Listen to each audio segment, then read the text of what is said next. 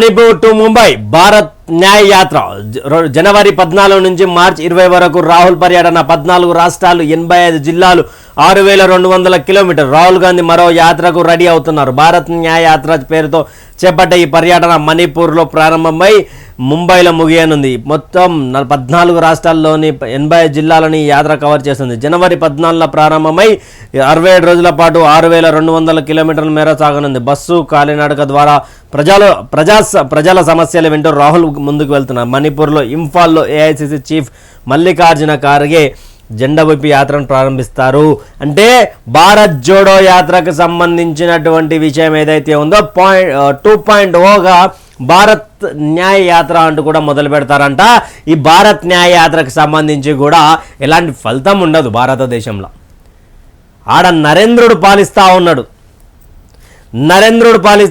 భారత్ మాతాకి జై అంటా ఉన్నాడు. ఈయన భారత్ మాతాకి జై అంటే అదొక శిక్షించేటువంటి పదం అంటూ కూడా ఆయన భారతదేశ ప్రజలకు చెప్పుకుంటూ వచ్చండి. ఈయన ఎంత చేసినా కూడా ఏం లేదు. ఈరోజు ప్రజా సమస్యలు వినేందుకు బస్సున కాలినడకన మేము రాబోతా ఉన్నామని చెప్పినటువంటి రాహుల్ గాంధీ కానీ ఆయనకు సంబంధించిన ఏఐసిసి కమిటీ కానీ భారతదేశాన్ని పాలించింది మీరే కదయ్యా, భారతదేశాన్ని బిలో పావర్టీ లైన్కి తీసుకుపోయింది మీరే కదయ్యా. మీ చేతిలో ఉన్నటువంటి ఆదాని అంబానీలను ఆనాటి నుంచి పైకి తీసుకొచ్చినారు కదా. ఏదైతే 1985లో వక్ఫ్ బోర్డు అంటూ కూడా ఒకటి తీసుకొచ్చినారు కదా, దాని గురించి మాట్లాడారేం?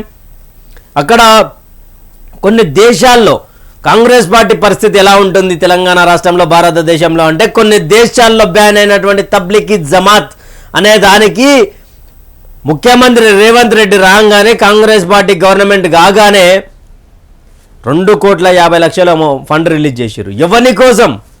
వికారాబాద్ జిల్లాకు సంబంధించి పరిగి మండలంలో అక్కడ ఆ గ్రామానికి అక్కడ మండలానికి సంబంధించి తబ్లిగీ జమాత్ కోసం అక్కడ సమావేశాలు చేసుకోవచ్చు అంటూ కూడా పర్మిషన్ ఇచ్చి దానికి ఫండ్ కూడా కాంగ్రెస్ పార్టీ గవర్నమెంట్ ఇచ్చింది.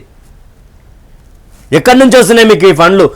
ఎందుకు ఈ భారత్ న్యాయ యాత్ర? ఆల్రెడీ ఏం చేసిరని భారతదేశాన్ని మీరు పరిపాలించారు కదా, భారతదేశాన్ని స్వాతంత్రం తర్వాత మీరే పరిపాలించారు కదా. భారతదేశాన్ని పరిపాలించి ఈరోజు ఈ స్థాయికి పడగొట్టడానికి కారణం మీరే కదా. ప్రజలారా, భారతదేశంలో ఉన్నటువంటి ప్రతి ఓటర్ మహాశ్రేయులారా గుర్తుపెట్టుకోండి, కాంగ్రెస్ పార్టీ అధికారంలోకి వస్తే ఆగమాగం అయిపోతుంది సెంట్రల్లో. ఎందుకు చెప్తా ఉన్నామంటే దానికి ఉదాహరణలు ఉన్నాయి. దానికంటే ఒక కార్యాచరణ రూపొందించుకుంటారు. కాంగ్రెస్ పార్టీ గవర్నమెంట్లకు రాగానే ఎవడు లాబింగ్ చేయాలి, ఎవడు ఎక్కడి నుంచి పోవాలి, ఎవడు ఎక్కడ బాంబులు పెట్టాలి అని. 2014 నుంచి 2023 డిసెంబర్ 28 తారీఖు వరకు ఇప్పటి వరకు భారతదేశంలో ఎక్కడైనా, హిందుస్థాన్లో ఎక్కడైనా బాంబు పేలులు జరిగాయా? అంతకుముందు ఎందుకు జరిగాయి? ఉగ్రవాద దాడులు ఎందుకు జరిగాయి? ఈయన ఏదో భారత్కి న్యాయం చేయాలి అంటూ కూడా వీళ్ళు ఏమంటారు తెలుసా ప్రజలారా? క్లియర్గా కాంగ్రెస్ పార్టీకి సంబంధించినటువంటి సెంట్రల్ కేంద్ర కమిటీ ఏమంటుంది అంటే, ఆల్రెడీ ఇక్కడ తెలంగాణలో అధికారంలోకి వచ్చారు కదా, వాళ్ళు తబ్లిగీ జమాత్ అనే కొన్ని దేశాలు, ముస్లిం దేశాలుగా చెప్పుకునేటువంటి, ఇస్లాం దేశాలుగా చెప్పుకునేటువంటి దేశాలు తబ్లిగీ జమాత్ని బ్యాన్ చేసిరు, చెయ్యకూడదు అని. కానీ తెలంగాణ రాష్ట్రంలో కాంగ్రెస్ పార్టీ రాగానే కాంగ్రెస్ పార్టీ వచ్చినా, బీఆర్ఎస్ పార్టీ వచ్చినా, ఏ పార్టీ వచ్చినా వాళ్ళ భజన చేస్తారు. ఎందుకు?